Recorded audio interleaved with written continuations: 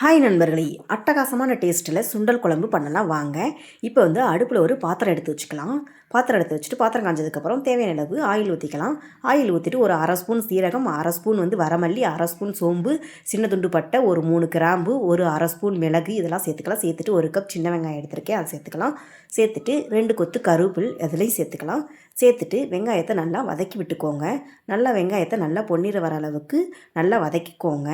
இப்போ உப்பு தேவையான அளவு கொஞ்சமாக சேர்த்துக்கலாம். கல்லுப்பு தான் சேர்த்துக்கிறேன்.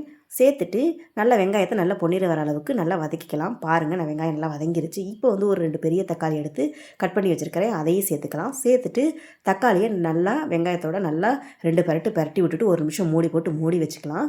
மூடி வச்சுட்டு இப்போ பாருங்கள், தக்காளி நல்லா வதங்கி வந்துருச்சு. இப்போ அதே கரண்டியில் நல்லா மசிச்சு விட்டுக்கோங்க. நல்லா மசிச்சு விட்டுட்டு 2 ஸ்பூன் மல்லித்தூள், 2 ஸ்பூன் மிளகாய்த்தூள், ஒரு அரை ஸ்பூன் இல்லை 1/4 ஸ்பூன் மஞ்சத்தூள் இதெல்லாம் சேர்த்துட்டு நல்லா பச்சை வாசனை மசாலா வாசனைலாம் போகிற அளவுக்கு நல்லா வதக்கி விட்டுக்கோங்க. நல்லா வதக்கி விட்டுட்டு இப்போ தேங்காய் துருவல் 1 கப் எடுத்துக்கலாம்.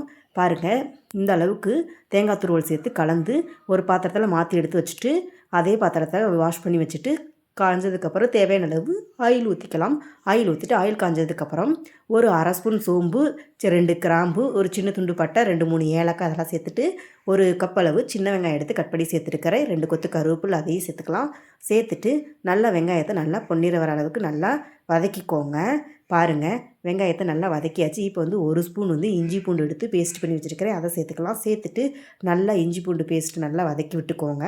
நல்லா வதக்கிட்டு இப்போ நான் தேவையான அளவு சுண்டலை நைட்டே ஊற வச்சு காலையில் வேக வச்சு எடுத்து வச்சுருக்கிறேன்.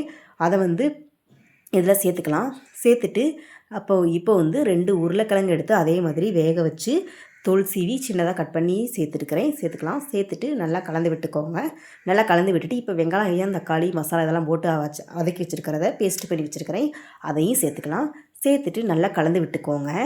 பாருங்கள், நல்லா கலந்துட்டு இப்போ தேவையான அளவு தண்ணி கொஞ்சம் சேர்த்துக்கலாம். நமக்கு எவ்வளோ குழம்பு தேவையோ அந்த அளவுக்கு சேர்த்துக்கலாம்.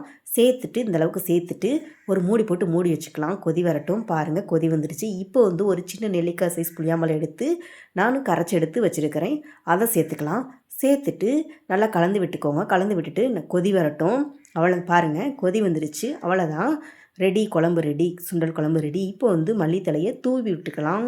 தூவி விட்டுட்டு நல்லா கலந்து விட்டுக்கோங்க. கிரேவி கன்சிஸ்டன்சிக்கு நாங்கள் செஞ்சிட்டோம். நீங்களும் தண்ணியே வேணும்னா இன்னும் கொஞ்சம் தண்ணியாக சேர்த்துக்கிறதா இருந்தாலும் இன்னும் கொஞ்சம் நீங்கள் இந்த தக்காளி வெங்காயம் பேஸ்ட்டு சேர்க்குறப்பயே சேர்த்து கலந்து வேணுங்கிற அளவுக்கு செஞ்சுக்கலாம். நான் அளவாக கிரேவி மாதிரி செஞ்சுருக்கிறேன்.